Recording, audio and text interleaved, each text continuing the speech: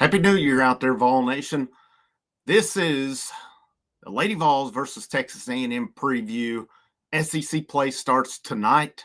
I think we've all been waiting for this one. Non-conference play is over. For the most part, Tennessee, the Lady Vols, they do have Connecticut, UConn later on in the season, but the majority of non-conference play is done. Lady Vols finished 12-0 undefeated. Had a couple games. You had Florida State, you had Iowa. I would venture to say Middle Tennessee. Those were the best teams they've played so far. But just some ridiculous stats that they put up in non-conference play so far. But it gets real now. And SEC play, again, starts tonight, 8 o'clock, SEC Network Plus. If you have the SEC Network, you can go to the ESPN app. You can use your login, and you can get the SEC Network Plus games on there.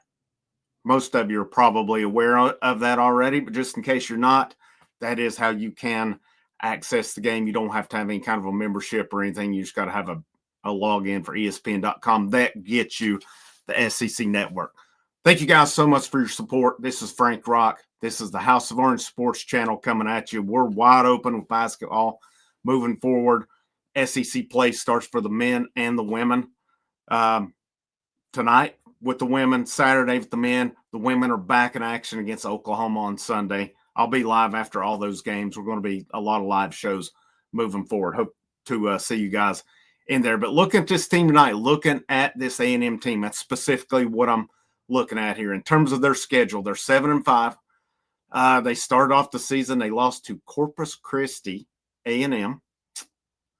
They beat UT San Antonio, beat Western Michigan, lost 83-62 against West Virginia on the road. West Virginia ranked number 15 at the time. I'm going to look at their loss. They lost to Villanova in the Bahamas, 65-57. They lost to Ball State in the Bahamas, 75-62. And then they did beat Syracuse, 57-45. Kansas State lost 89-50 at home. So, and Kansas State at the time, I think maybe still so, ranked 13 in the nation. I fully expect for this Lady Vols team to go down there and take care of business tonight. I expect nothing less from that. Now, with that said, and I know this is a totally different team, totally different staff, totally different style of play. They did go to College Station last year and lose 71-56. They did defeat Texas A&M when they came back to Knoxville later in the season. So they got it back, but they split it 1-1, and the stats say the Lady Vols are 5-1 their last 6 trips to College Station. Now, looking at their game so far, team statistics that I'm looking at. A&M averages 69.3 points per game. Opponents are averaging 67.4. It's almost a wash on that. Of course, that explains your 7-5 record. They're 40%, right at 41% field goals. 3-point percentage, they're about 37%. Free throws, 72. Rebounding, they actually get out-rebounded per game. They average 39.2. Their opponents average 39.7. They average 13.9 assists per game. 15.1 turnovers is what they average. I'm curious to see on that one. How many steals can this Lady Vols team come up with tonight? As that is a strong suit, and just for comparison's sake, if we look at it here, let me pull those up here. Just for comparison's sake, on this Lady Vols team, they're averaging 98.8 points per game. Field goals 45.5. 3-point percentage 33. Free throws 67. That's where I'd like to see them improve a little bit. Their rebounding margin, they average 44.8 per game. Their rebounding margin difference, that's the Lady Vols, is 9.4. 17.5 assists per game. Turnovers, they are forcing over 27 turnovers per game. They're forcing right at 15 steals per game. Assist to turnover 1.2, about a little, almost 2-1, a little over 2-1 on that. And their blocks as well. 43 blocks on the season so far. I guess that one's kind of down the line with it a little bit. 17 and a half assists per game on it. Everything to me, statistic-wise, favors the Lady Vols on this one, and it's a game where they've not even played a road game yet. They've played some neutral site games, but they have not played any road games. So the question to me is, how will this team play on the road? What kind of environment are you going into? Again, when Texas A&M played K-State, they got drilled at home.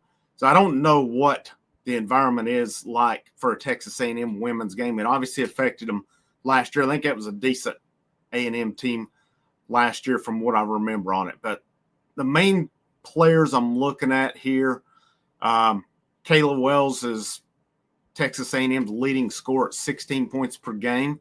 Looks like she is a very good shooter, 46% from three-point range, so you're going to have to defend that one. Hoppy, I'm